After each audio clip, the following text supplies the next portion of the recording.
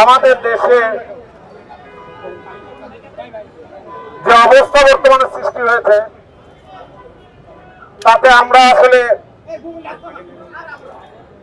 ঘরে বসে থাকার মতো অবস্থায় নাই।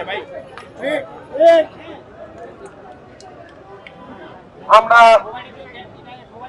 শান্তি চাই, আমরা রক্ত দেখতে চাই না।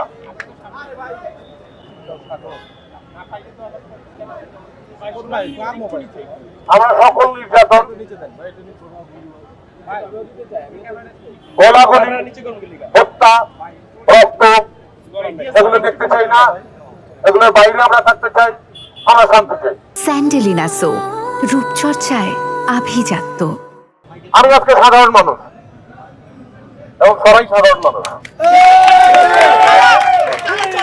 আমি অসুস্থ বোধ করছি মানসিকভাবে, শান্তি চাই না। আমরা তো আমিও তো অনেকেই অনেক কিছু বলতে পারি, হ্যাঁ, কিন্তু ব্যাপার হচ্ছে সেগুলো তো সিদ্ধ হতে হবে, এগুলো তো প্রমাণিত হওয়ার ব্যাপার।